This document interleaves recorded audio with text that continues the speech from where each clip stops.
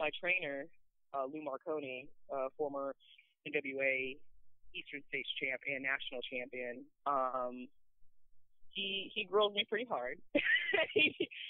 He's pretty intense, and he really has, imparted to me that you learn this business and you do it right because you have somebody else's life in your hands. And that is so true. People don't even realize how true it is unless you think back to something that you've seen that's happened that was horrible. So when Mick fell off the top of that cage down into the ring, real life, guys. Okay? Like, there's no stunt doubles. That's real life. That's your body. And Nicole, Lord have mercy. He's another one who was not a cookie cutter, but he owned it. He killed it. And as Mankind, are you kidding me? Okay. Again, I get excited. I'm sorry. Here's a prime example of putting his body on the line for this activity. And people don't realize that's not fake. Okay? So when someone says wrestling is fake, no disrespect to them, okay? But kiss my behind, sir or ma'am, okay? Because the bruises, the cuts, listen, guys, I got chopped so hard, I had handprint marks across my chest. Do you know how weird that looked when you're wearing a strapless dress and you're a female? Like, handprint bruise marks, okay? People break bones. I dislocated my shoulder almost, and then had a friend of mine just kick the crap out of it, and so it felt a little bit better after that. But you do, and listen, I'm not going to front to you. Unless it's hanging off, I'm not going to go to the doctor because I've had enough of that, right? So if I can tape it or take some Tylenol, that's what we're doing. It is what it is. But, people go out and they give all they can, and they really try to entertain, and those are the people that have left their mark and have really made an impact. And then you have the wannabes who want to go out and do that, but they don't do it the right way, and they don't learn the business well enough for them to do it. Because I do know that there are people who are too far away from places to train. They don't have a training academy in their area, but they would still like to work matches. You educating yourself is also going to be helpful. Because even though you may not know exactly what's happening, you will still be able to look and see how things are done properly, so that if you get the opportunity to work a match, you at least have a structure and a working knowledge of what to do, so whoever is with you can lead you through it safely. There's a way for everything to be done without it being instant gratification. I'm an instant superstar. And I honestly think that's what some people believe, that when they put their boots on, it's going to magically transform them, and all of a sudden, they're America's next superstar. And their matches look like, who did it and why. So, it's important to take it seriously and to have fun. I'm not going to lie to you. It is a lot of fun. A few weeks ago, I was in Greensboro at an all-women's college, and that was one of the most fun matches I've had to date because of, one, being at an all-female college and being the only female on the card. I was, they were really about that. And two, just the energy of entertaining. It is like a drug, and that is why it is hard for people to let go, because you can't, to someone who's never entertained before, you can't describe it, and you can't duplicate it outside of that world, if that makes any sense. Outside of the entertainment world, it is very rare for you to be able to get that same rush and that same feeling. So trying to explain this to my family or other people who are like, well, why do you wrestle again? I can't do that. I really can't. Because how do you explain that to someone who has never really felt that in their life before? So I don't know, and I feel like you guys just let me chit chatty chat. That's the whole point of the show, is to have you do that. But I mean, DDP, Diamond Dallas Page, talks about how it's kind of like a dance. What do you think about that? He describes. I completely agree. Yeah, yeah. Yeah. Actually, November 30th of last year, I saw DDP at WrestleCade. I did not get a chance to talk to him. I was pulled away. I was so upset that I did not get a chance to talk to him. Oh gosh, I know. I was so upset. And the person who pulled me away was not even a wrestler. It was awful. I was like, what? Listen, girl. She wasn't a fan. She was just being an annoying girl. But yeah, I didn't get to talk to him, and I wanted to, but I did tweet him when I started DDP Yoga, which I definitely advise to anybody who is ready to get in shape, get their life and their body improved. DDP Yoga. Oh my gosh, so good. I have not done it consistently, smack my hand, but every time I do, I feel great. I've got horrible pain in my lower spine. I can't even feel it. I cannot feel it. It is ridiculous.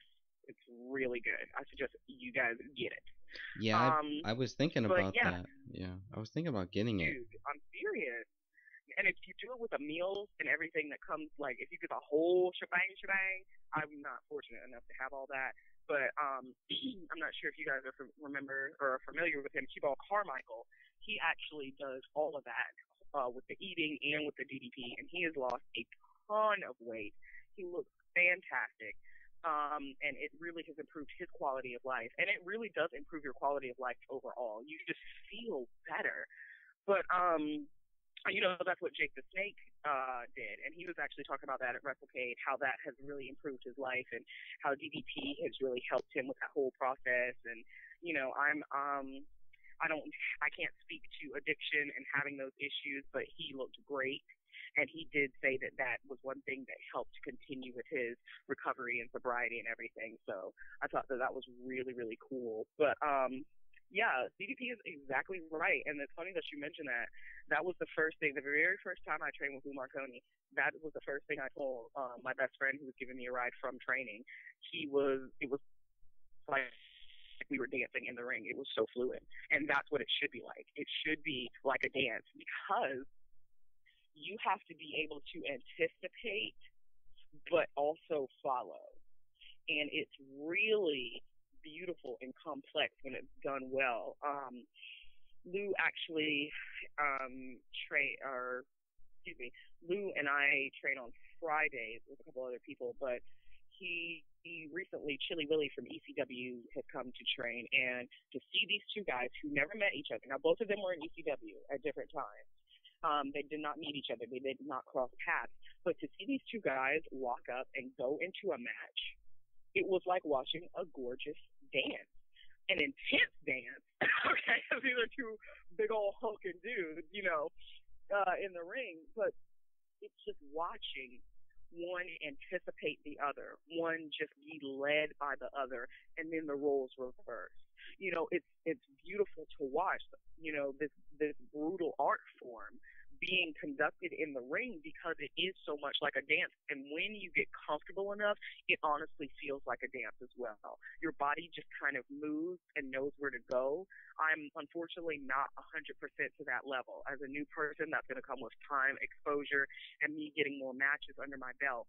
But at the level that I'm at now, and being able to work with guys who are already that fluid in the ring and have that movement about them where they can move through the kinetic space in such a way that it paints a picture and tells that story, because ultimately that's what you're trying to do, is tell a story to the audience for however long your match is, beginning to end. You have to have the intro, the build, and the conclusion all in that time period. So saying it's like a dance, it is very much so a dance, because of all of these elements coming together. What your next step should be. When you plan out things that you're going to do, it's essentially like you're going over the choreography of what you're going to do.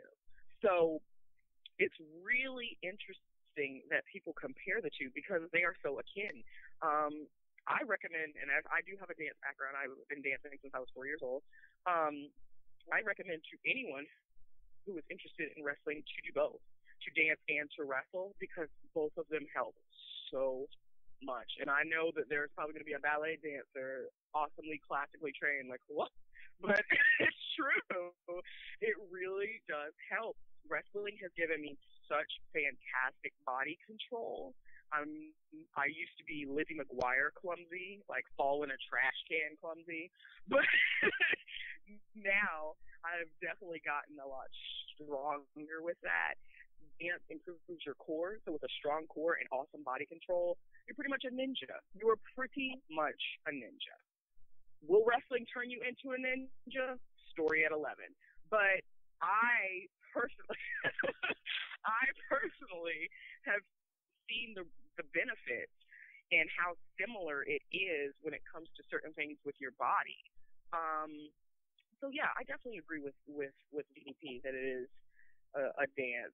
DDP, did you hear that? That I agree with you. I also endorse DDP yoga. So if you need a spokesmodel, DDP all day.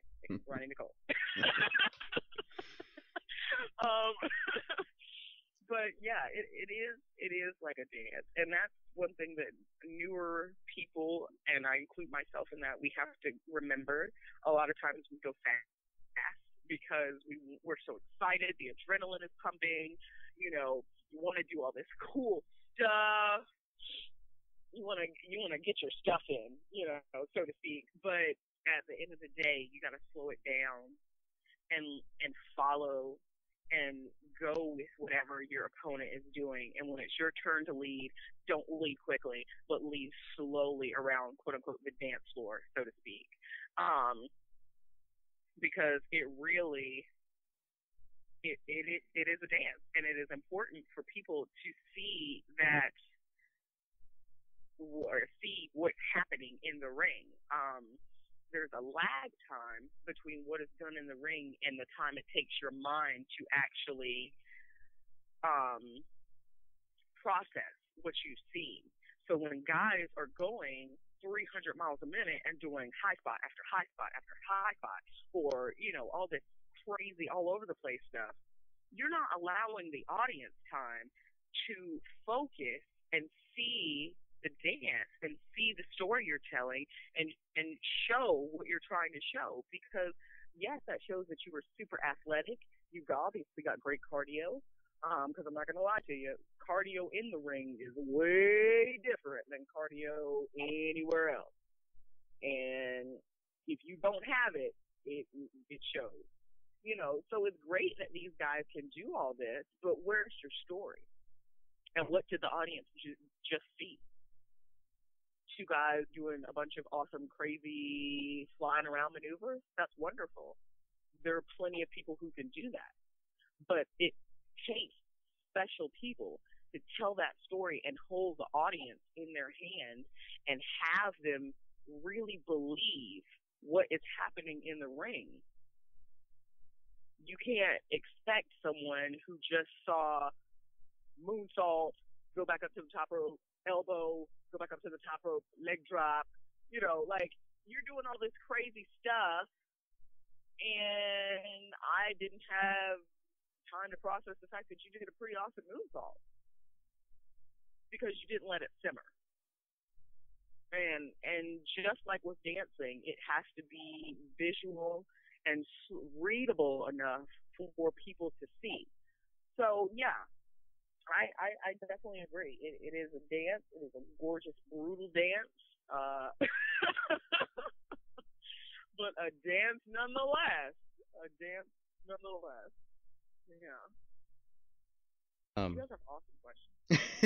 One of the other questions that I've always wanted to ask someone, because I've never, Frank has the actual ring, and I can't wait till I can get in the ring as, a fan, not someone who knows anything about the business or wrestling or anything, but as someone who has actually wrestled and knows about the business, or who wants to learn more.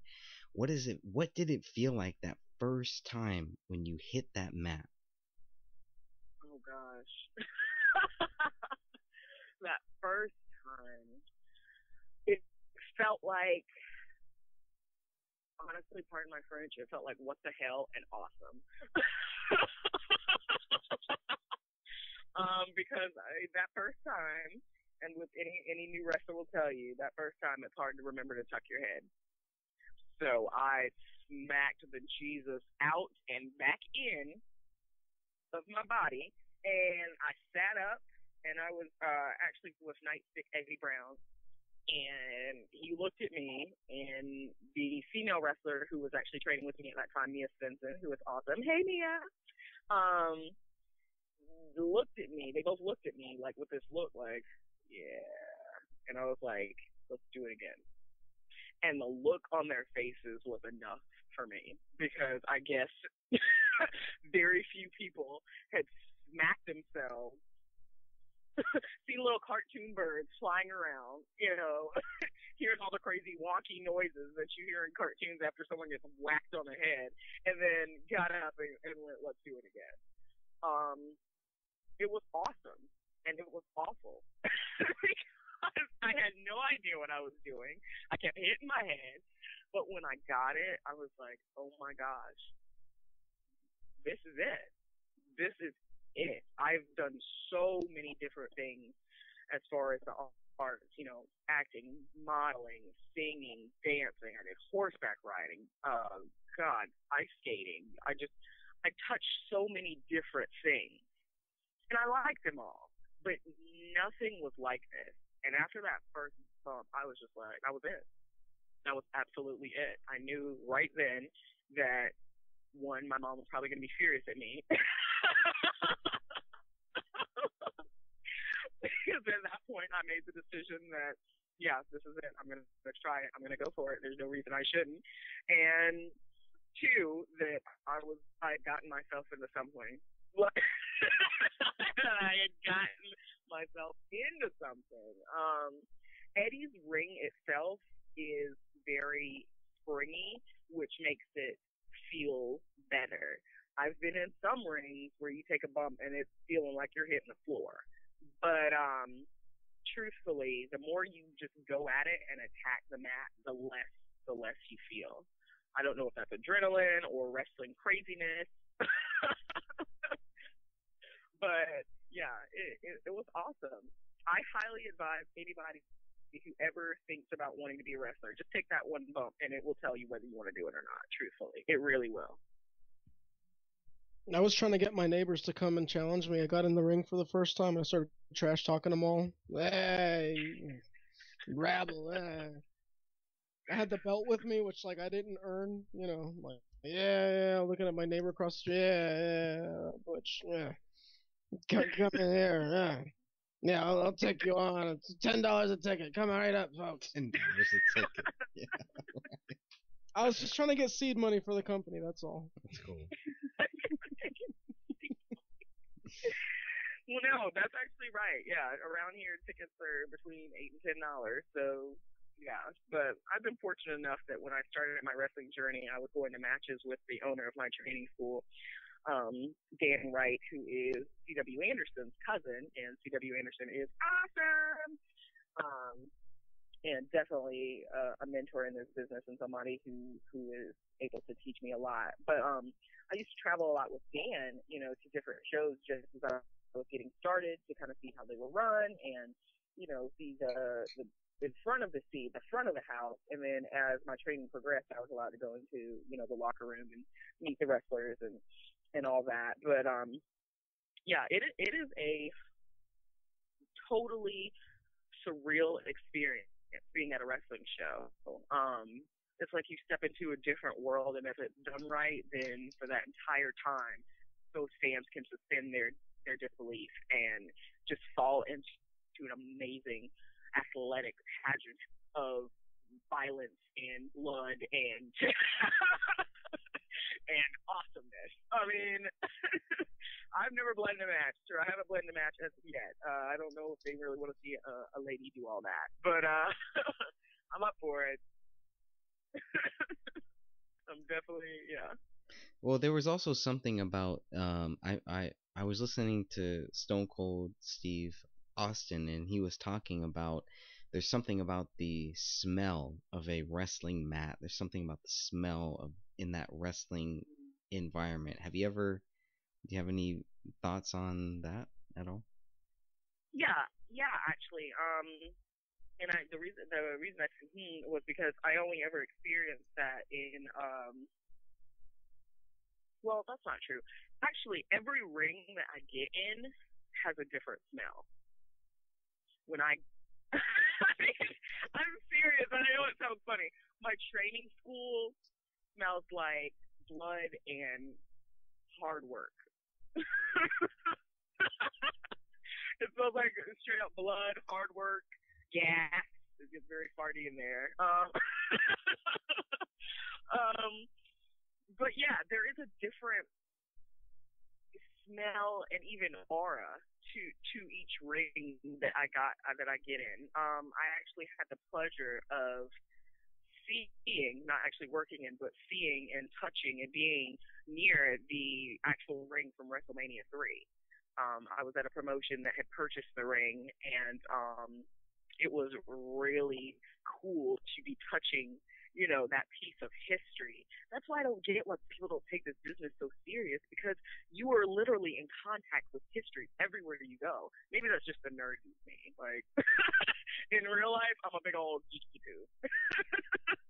But, that's, to me, that's awesome. Now, that particular ring smelled like wood and that stuff that they shoot in the walls if you don't already have insulation. You know what I'm talking about? Like the expandable insulation stuff. That's what that ring smelled like. Yeah, I agree with that. Each one kind of has a different smell, a different sense, a different vibe. But the same with that, it kind of goes with each promotion you go to or locker room you go to, because I can honestly say that I have not working the shows themselves, but I've been in a crap ton of locker rooms, and it's really interesting to see how one contrasts with another, to see how a particular group of wrestlers interact with each other or with others from out of the area. It's a really cool dynamic to see. Even if it's not always a positive environment, it's really awesome, though, to have that experience still, because you just get to see all aspects of the business. And even though it's wonderful, just like with anything, it's got its not so wonderful side too. But you take them both. And that's one thing that I'm learning is because I want this so badly, you take both of them.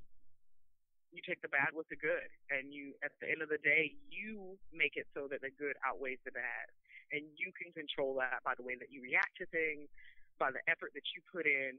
Seems like the harder you work, the luckier you get. How that quote goes. So, it's really a growing and learning experience for me to have that opportunity to go to these different locker rooms, to see and smell and experience these different rings and arenas and places that this wonderful pageantry takes place. So yeah, I definitely agree. I'm also glad I'm getting to agree with all these awesome, famous, wonderful legends, so that I hope you guys hear this when I get up there. Expecting a recommendation, Steve. Well, speaking of Stone Cold Steve Austin, he has had, he's publicly spoken about one time where he went to the bathroom in the ring. Let's just say that. Have you ever had any experiences where something like that has happened, or some people are like, I need to go to the bathroom, I need to take a bathroom break right now? Has that ever come up? It sounds like farts have come up, but I don't know about anything else. Farts, definitely. That's a training, though. And I mean, I'm the only girl around the guy, so I'm not gonna pretend that I'm a completely ladylike around them all the time. Sometimes I will, let it rip in the corner. But I'm polite enough to say something, okay? Some of the guys, it's silent but deadly. All right, you don't know until you know.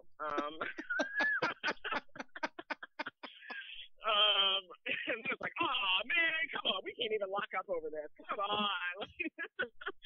But no, I haven't encountered anyone or myself having that sort of issue. And to be honest, I really hope I don't, because they say that you go through the match to the end, but if someone's got a diaper full of poo, I'm not really gonna want them to, leg drop on me, I personally have had a Janet Jackson issue with my particular gear because it's one shoulder. Fortunately, the young lady was going for a cover at the time, so I was able to adjust myself and, get back in it. But yeah, that's been my craziest wardrobe issue thus far. So thankfully so. Right, yeah, but thankfully no bathroom issues. I always try to make sure my pocketbook, aka bladder, is empty before the match. Because you never know if a boot to the gut or a knee or what is just gonna, Yeah, well, there was start the revolution, so to speak. Seth Rollins, he was talking about how there was one time he had to go underneath the ring. This is a WWE ring, to take a little bathroom break, and then he came back out or whatever. And I'm just like, wow, that's something I would have never thought about. Well, I mean, when you're out there in front of all these people and you got to go, what are you gonna do? I mean, as a woman, I might have a little bit of a harder time, popping a squat under the ring, so to speak. But with a guy, if there's a bottle or a cup or something, got my business handled, I'm back in it. No one had to know, except for the people after the show. Probably don't want to touch that cup with your hand. Being somebody who believes in the zombie apocalypse, I'll just use the survivalist toity, and I'll set it up under the ring. Just in case the need arises, you know what I mean? It's like, look, it was for the zombie apocalypse, but it's a wrestling show. What do you expect?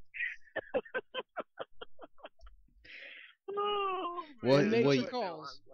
Nature calls. Yeah. You did speak about wardrobe malfunctions, and I know Shawn Michaels was very big about the wardrobe malfunctions. There were a couple of other wrestlers where I was just like, I was waiting for them to, like fix their malfunction, and they didn't. But is that a big problem? I mean, yeah, I think it depends on what you're wearing. With me being a larger chested woman, it doesn't matter. I'm gonna struggle with that. Like, I've really just come to terms with what I've got going on, so I try to make it work. But for other people, it really depends on what you wear and also the quality of your gear. I definitely made the mistake of working matches without having quality gear, and I was answered very resoundingly for that. So I learned my lesson, and I hope others will follow suit. Before you get in the ring, make sure you look like a wrestler. But you also got to make sure that the person making your gear is awesome. I've been in contact with a couple people to get some new stuff made for myself, but their quality of work is going to be one of those things where I am worried about. Is the seam gonna rip? Am I gonna be, total recall up top? Like, what's gonna happen? So, it really depends on what you wear. With the guys, I don't really know. A lot of them, they just have their trunks or, the little briefies or the long leggings. So they don't have so much to worry about.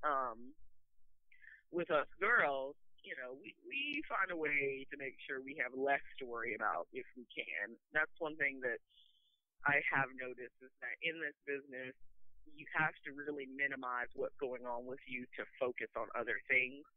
Because if you don't, you will let that overshadow everything you're doing and trying to do. And a lot of people, they put it on Facebook, they put their whole lives out there. And if you were this wrestler and you're supposed to be this figure of mystique, then why do we know your whole life story? Like, there has to be something hidden about it.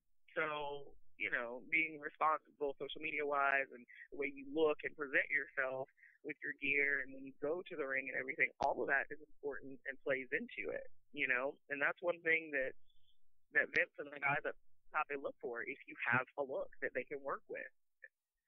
And that's one thing that I've been constantly told by the guys who come down from up top or who have retired, is that It's not just about wrestling. It's about your wrestling, your look, your mic skills, and your talent comes in, but you have to have a lot of these things going for you in order to be successful. Because it's not just when I wrestle, I'm not just I'm not just representing myself. I'm representing this business. I'm representing other African American and Hispanic women wrestlers in this business. I'm representing generations and history of women, individuals of minority descent in this business. And that's just me as an individual. So if each person within wrestling took that mentality, think about how different it would be. And like I said, I'm not trying to minimize how awesome and fun it is, but there does have to be that hard work and that seriousness, because that's where the work gets done. The devil's in the details. And you don't get the details done hee-hawing and laughing and joking about, something great that you said on the mic or a funny spot that got over. You hone those details and you hone those skills by getting in the ring, getting the experience, gaining the knowledge, practicing the knowledge, practicing as your life as a wrestler, if that is what you gain to be. So yeah, it is. To me, it is serious, and I hope that others will take it that way and see the benefit of taking it that way, because it will elevate the business as a whole, in my opinion, if everybody works towards living and operating within wrestling as a business people, and as professionals. Because if you are a professional wrestler, the key word is professional. So for your 9-to-5 job, if you know that you've got a report that to do, or you're going to have to do some sort of research, or, even in school, if you're writing a paper, you do what is necessary to get it done and make sure it's done well. So why would you not apply that same mentality to wrestling?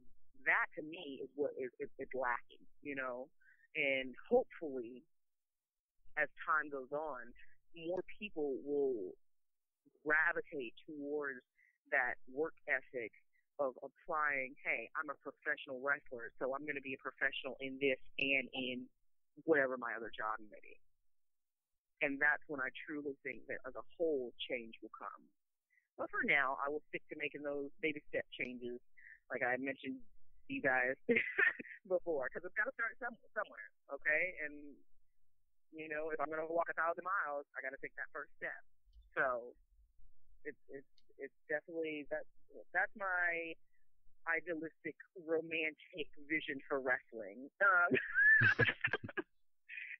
I believe so strongly and so positively that it'll happen that I'm just excited for it to get to that point. I'm excited to continue on this journey, to be able to meet and speak with all these wonderful people and get the opportunity to perform and to wrestle, because ultimately I just love to wrestle. Like I really love to wrestle. Now there are guys I train with who out wrestle me, and it drives me crazy, but it's awesome to be able to get to do this. I honestly, like I said, I never thought I would be a wrestler. I wanted to, but I didn't, know how I was going to get there, and to not be there, but to have gotten in where I wanted to go and do what I wanted to do. I feel very blessed and very fortunate, because there aren't so many people who can say that they literally followed their dream and that they are achieving that. So yeah, I feel like God kind of said, all right, all that bad stuff you did in the past, I'm gonna let you have this one. Don't screw it up. So,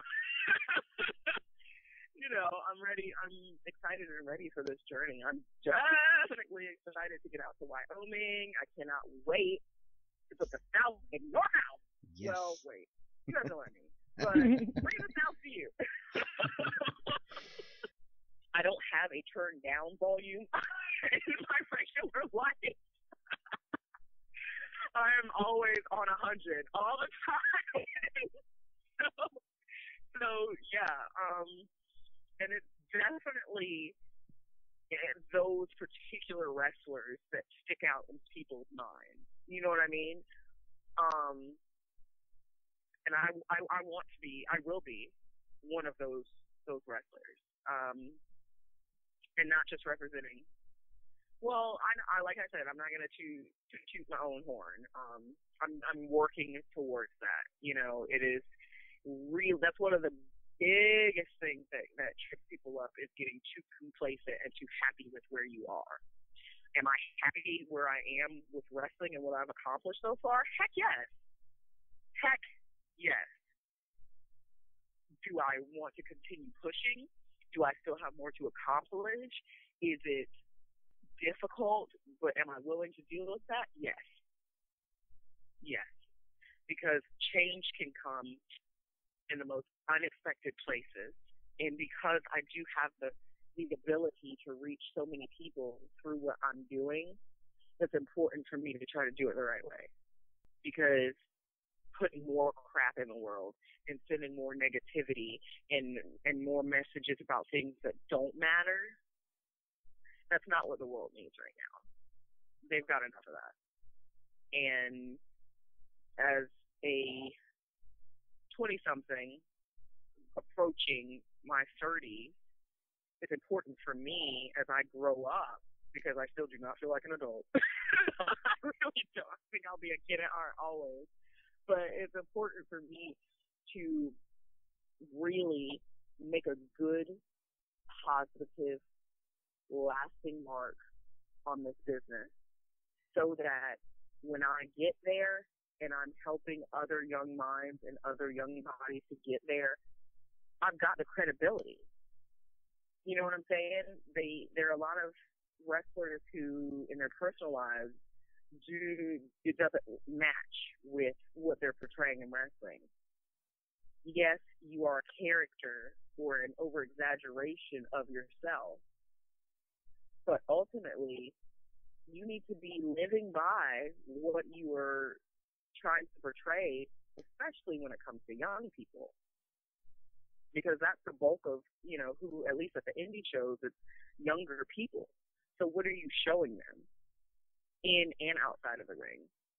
That's things that people, you know, they rarely take into consideration, but it's the ones that do, those are the ones who are remembered and get mentioned, you know. I have a question for you. It's going to be kind of weird, but if you're playing a video game and you were a character in there, would you play yourself or would you like specifically choose somebody else? Like if I was in a wrestling video game? Yeah, like you know, you're in WWE 2K15 or something like that. It's like Roni Nicole. Like, yes. I'm going to play myself at least once, okay? I'm going to play myself once, and then I'm going to give it to one of my homeboys who's an excellent gamer and have him play me so I can see how awesome I really would look. Because I don't know if I would be able to do myself gaming justice. But, yeah, of course I would. Of course I would. Now, if I had to be a different video game character, I'd probably be Princess Peach because that dress is cute. And I love Mario. I grew up playing that. But, yeah, I definitely play myself. Frank, wouldn't you play yourself? Yeah, well, the reason I haven't wrestled, so like the closest I can do is like try to make somebody that doesn't look anything like me on the creator wrestler thing, and you know, and it looks nothing like me. You know, I'm sitting here, I'm a little darker, and like the guy there is white, and I'm like, well, still that's my avatar. Yeah, you know what I mean? Like, you know, like even if I like have the computer choose who the winner is and all that, and it'll be like, oh, you know, Sting defeats Frank Falcon. I'm like, oh, screw you, Sting. I really have nothing against Sting, but, you know, his avatar in the video game beat my guy. But, you know, so that's the closest I could possibly come to that. You know, I don't have any ambitions of being a wrestler, so, you know, it's not like I'll ever have that real, you know, like, yeah, I am the wrestler, and then, oh, my avatar lost, you know. Goldust beat him. Oh, wah, wah, wah. Yeah, I would play myself, but I'd also play as Lita, China. I'd make Jazz and put her in. Who else? Jackie. Yeah. Maybe, no, let me see. Guys. What about ODB? What do you think about her? Bob Backlund, maybe. Bob Backlund.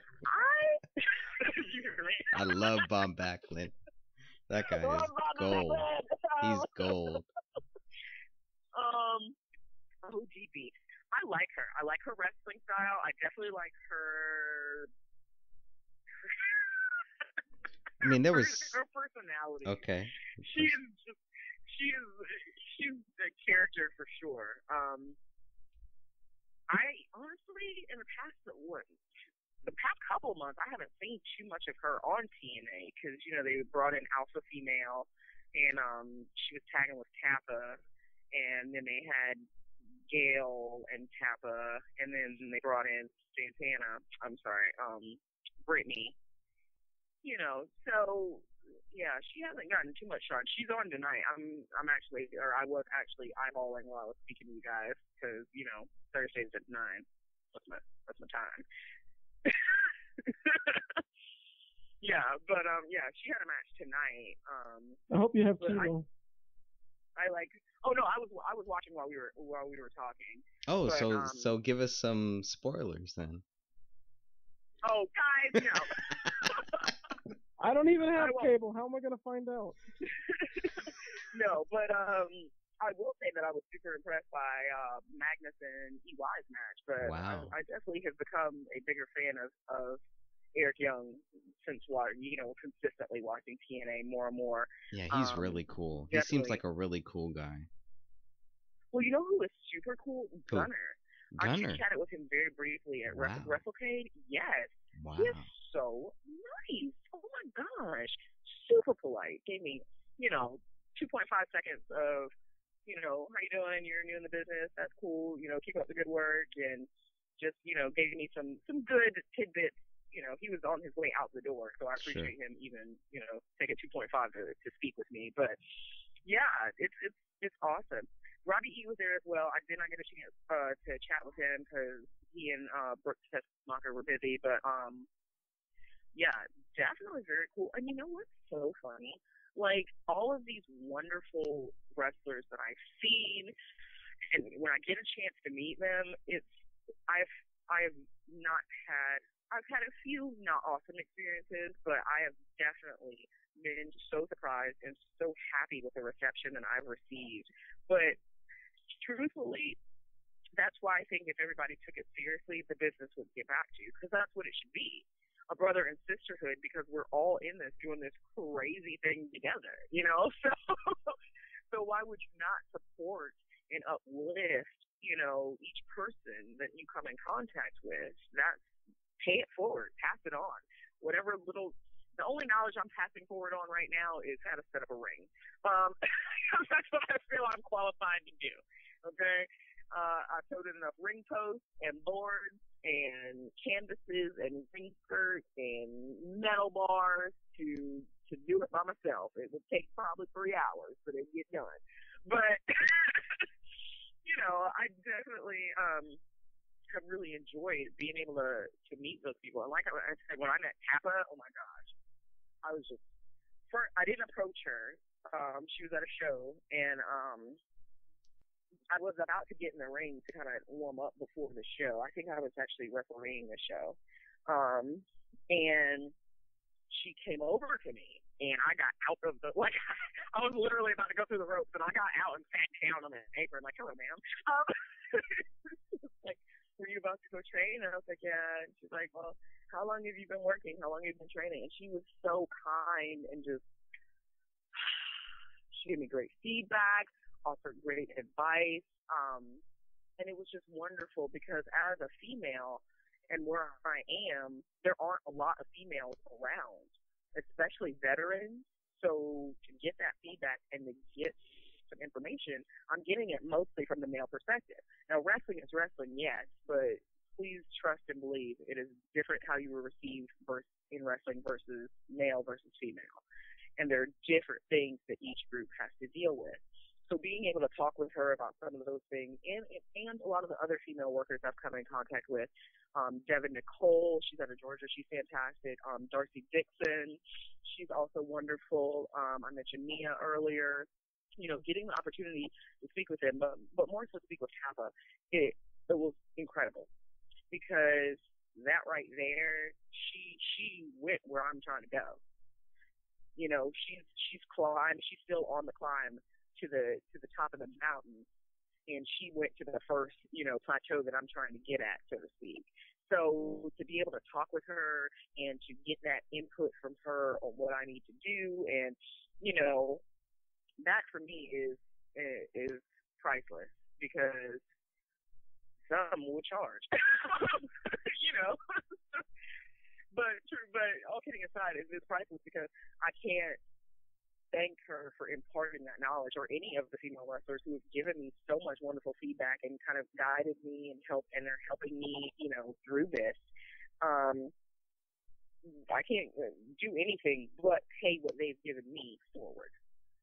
So that's why I think it's so important to reach out, when it's appropriate time, and when I definitely don't think someone who's had one match and has been training for 14 years should be doling out advice like ice cream. But, all in time, you learn your place in the business and your niche and everything in time. And I'm just happy to be able to do that and have such good people around me helping me be successful at that. Who was your first, I guess, like somebody that you kind of looked up to or saw, wrestling in the business and all that, and then finally got to meet them and was like, whoa. I haven't met them yet. It would be Kong. I don't even know what to say. I gotta meet her. I have to meet her. Miss Stevens, if you're out there, please meet me. If you are listening. If you are listening, Kia Stevens, I'm your biggest fan, and I'm also a wrestler. Please mentor me. No, I look forward to the day that I do get to meet her. I hope that she has the time to sit down with me and let me pick her brain and, kind of give me her perspective of how things work for her in the business, and, the tribulations and the trials that she faced as a woman, as a African-American woman, being in with all the guys, just how she did it, how you made it through. I look forward to, I actually met a friend of hers, Demo, also at WrestleCade, but she was not there. If you would like to be at WrestleCade this year, I will give you my ticket. I'm looking forward to the opportunity to get to meet her. One person that I did meet that I always admired and watched and have had the pleasure of going back and watching a lot of his early work, Tommy Dreamer, who is, I saw his debut ECW match and I was like, holy balls. This kid is awesome. Just incredible, just seeing, his past matches and seeing him wrestle, live as well. And then I've met him in passing.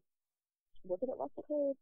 No, WrestleCade was the second time. I actually met him prior to that at a different match. And,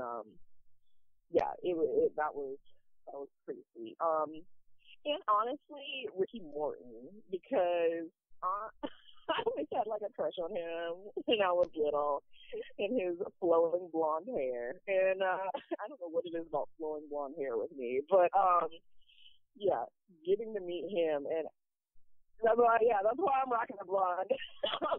But getting to meet him in real life, and then at WrestleCade, before WrestleCade, I had met him two times before. Not really conversation, just hey Mr. Martin, Roni Nicole again, nice to see you, and my first time being introduced to him. But at WrestleCade, he was outside, and I was walking through the, garage area, and he called me, and he was like, hey Ronnie, and I was like, what? Who was talking to me? I'm looking around, I don't see anybody because I see his cars, and I see him standing out there, and I was like, oh, hey, that was my mark out moment. But, as a wrestler, you keep it cool, you keep it professional. But Ricky Morton remembered my name, guys. Okay, I talked about that for a week straight to the guys at my training school. They were like, "Really now? Okay, we heard this story on Saturday when it happened."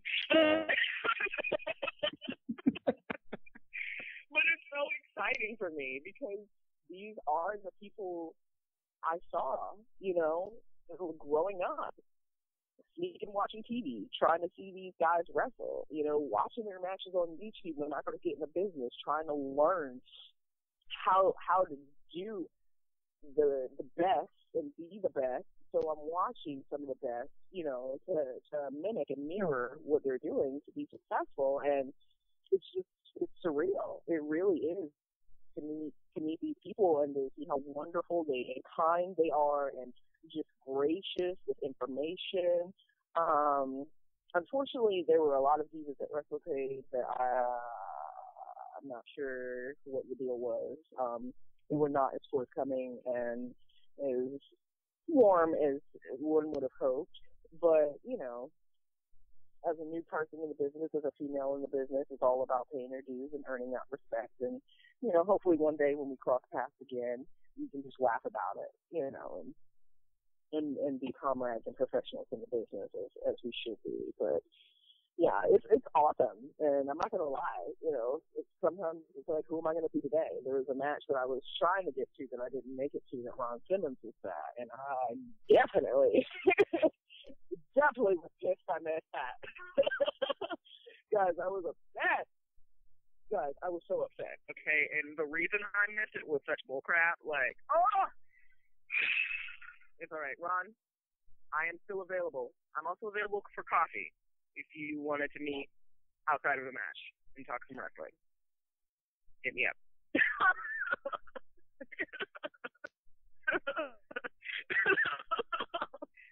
Yes, Ron. I didn't get to meet him because he went somewhere, but Hacksaw Jim Duggan, he was at WrestleCade as well. I was hoping to swing by his table, but he was kind of packed out. I keep talking about WrestleCade, but it's like the premier event here for wrestling, and all of these legends and wonderful people are there, and they have the indie show in the daytime and then the legend show in the evening, and then they have the fan fest, which is where you go and you meet all the fans or meet all the the wrestlers, and the wrestlers meet the fans and sell their merch and all that. It's incredible. This year it was in Winston-Salem, and this is my first year going, but I'm pretty sure it's in Winston-Salem every year. Wonderful event. Everybody, the staff there was so cool. Tracy Myers and Brian Hawk are ones who are integral in keeping it going, and they put on a great program. Last year, who was in the Legend show? It was C.W. Anderson, Matt Hardy, Rebby Sky, Robbie E., Brooke Tessmacher. Who else? Oh gosh, I can't remember. There's so many people there. Steve Carino, who was also awesome. I'm not sure if Tommy. I don't think Tommy Dreamer was there. Was at this? That's okay this year, was he? Yeah, I think so.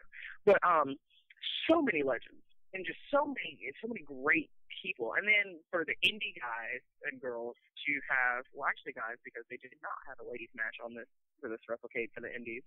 Hint, Brian Hawks. They had a great indie show. Like Robbie E was actually part of that. Lodi, Victor Andrews, Jordan Flight O'Neal, and by the way, Jordan O'Neal, he's awesome. I tagged with him a couple weeks ago. Great guy, high flyer. So it worked out with me being a power and him being, doing the high flying. It's pretty awesome. Who else was there? James Anthony. Who else? And James Anthony actually had a ladder match. Oh gosh, his name is escaping me right now. Scotty Matthews, against Scotty Matthews, who is also a phenomenal worker. So it's an awesome time because all of these people are together in one place. And since most of the legends know each other, it's just like hanging out in a big old locker room full of all these great, famous people who have been to the top of the mountain. And, I'm just waiting for like a trickle of their knowledge to come down. I'll be waiting down here at the bottom. Just drop some knowledge when you're ready. it's an incredible event, and it's an incredible experience. And like I said, learning. It's key to this business. It never stops. You can always get some advice from a veteran or somebody in the business that helps you and that can guide you and give you the impetus you need to be successful, to keep going, and to really drive towards that goal, whatever it may be for you personally. Would you say that it's different to go to a live show than to just watch it on TV? Yes, 100%. Because you don't feel that energy from the TV. Well, let me take that back. It's harder to feel, and I say that because at WrestleMania, I'm pretty sure everybody watching on the TV and at home felt the air go out of that building. It's a good way to put it. I think that after Undertaker's match, I really felt like that was one moment where, whether you were there or not, everybody felt that.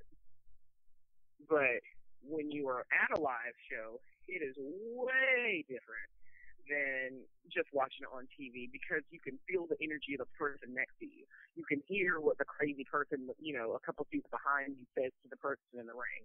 You can feel the sweat, literally. You can your senses are more tantalized in that environment.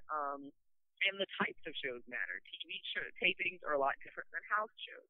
House shows, you're going to get a lot more crowd interaction, entertainment. They really work with the audience and make sure they're having a great show. Whereas TV tapings, they're a little bit more structured. They've got a little, they're on that time constraint. So they've got to get boom, boom, boom. This is what happens. This is what happens. This is what happened. This is on the mic. Cut to commercial. So things flow a bit differently at the types of shows as well. But yeah, and as a wrestler, I prefer to be at a show than watching the show, because you see so much more when you're watching the show as well, live, versus on TV, where your angles and your point of view is controlled. They've got the hard cam, they've got the moving cam, but other than that, you only have those points of view. As a spectator, actually at the show, you can get up, you can move, you can interact. All of those things are available to you, which adds to the experience and the mystique of wrestling, which I feel is so important. I have another weird question. There's a lot of shows where they, so you want to be a wrestler, and they try to show the documentary angle, and do you think that those actually, accurately portray part of it, or are they off by miles, or what do you think about those? Is there one in particular you're talking about? Now, are you talking about the behind the scenes of the actual wrestlers who have made it, or like those shows that are kind of like Tough Enough? A little bit of both. I mean, I guess there's been a ton. I mean, there's the MTV did one where it's kind of trying to show the the newbie guy that was he didn't really have a lot of discipline, I guess, according to the way they were trying to paint it. They've got his trainer talking smack about him, and but and not to get down on the guy, but I mean, they always try to show different. It's sort of like a soap opera kind of thing. They'll show all these different stories, but I guess they're focusing on the behind the scenes, behind the action. I mean, are they somewhere in the right neighborhood, or just general? I can't particularly say, and the only reason I say that is because my experience has been so unique, and that I am a female, so I'm not entirely sure if my experience is going to be like anyone else's, or now I know I've gone through similar, you go through the same thing. Wherever you go to train, you're going to run the ropes, you're going to do blow up drills, you're going to do drop down, step over, shoulder tackle. You're going to do a lot of the same things, but as far as each person's process, that's different. And I say that because I've spoken with female wrestlers who told me what their experience was, and it was completely different from mine. And they have had things happen to them that I'm like, what? You're better than me, because I would have punched him in the mouth. What? Each one is kind of, unique. But as far as what you should be going through, that across the board should be about the same for everyone. And so in that regard, the authenticity is in my opinion there, because all of the training, all of the hard work, the bumps, the running the ropes, the blow up, the conditioning, that's real. And that has to happen or you will not be successful, period. Whether you're taking it seriously or not, if you don't have that down, there's no way you can even begin to be successful. So I do think that there is some truth and some validity to those. Now, when you watch the documentaries like, Mick Foley or Triple H or The Rock or, and even them going back and looking at the history of NWO or anything like that, those things, yeah, you're getting what you're getting. That's like you guys sitting down and asking me, the in-depth crazy stuff that I've been through for my DVD when I get there, So that stuff is real and authentic and very personal, because you're getting a glimpse behind the curtain. You're looking into this person's life, into the locker room that they were in. Those details aren't commonplace. So to get those, yeah, that's definitely authentic. Now, the scripted stuff on TV, they're going to do their soap opera drama, whatever. But at the end of the day, you can't script any of the stuff that's done in the ring because everybody just has to do it. You got to get good at it or you won't be successful. Did you ever buy any of the replica belts from any of the promotions just to kind of like look at yourself in the mirror or something? No, because the day I get a belt, I've earned it. No, and when Lou has his belt, I don't touch them. Like, unless you ask permission, and I held belts that belong to my friends, or I held Lou's Eastern State belt when he was Eastern State champion for NWA. But I don't belt envy because I feel like that's a trap, because you're getting this thought in your head of something you haven't earned yet, and I don't want to touch it and have it around my waist unless it's mine. Well, I meant like before you were a wrestler. Oh, no, not even then. I did more because it really, to me, wasn't about winning or being a champ. It was about wrestling. So I was doing crazy stuff like off my double bunk beds in my room onto my cousin. Like, he would just have to, because I was older. And I was like, don't you move! I'm coming down! Like, it was awful. It was awful. And now that I think back, I probably really could have hurt him because I did not a single move correctly, guys. Like, when I dropped a leg on him, like, I literally dropped my whole body on him. So,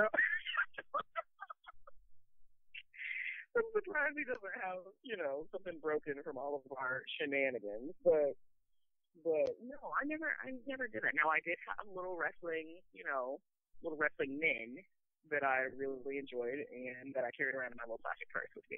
I carried a little plastic Hulk Hogan around with me for a long time until the popular girls deemed that unacceptable. I wasn't with, because we were supposed to be the girls from that movie Clueless, and apparently girls from Clueless did not like wrestling, and so that was very short-lived, guys. Like, I can't keep Hulk in my purse. Okay, I'll see you guys.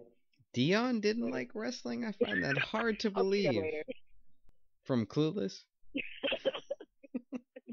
I know too much about Clueless. That's a whole nother. And I would always be, because I was a black girl, so I would always be, which was fine, because the most popular girl was always Cher, and, Dee was Cher's best friend.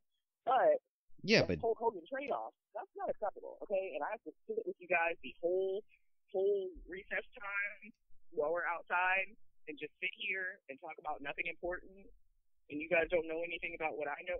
No. I'm done.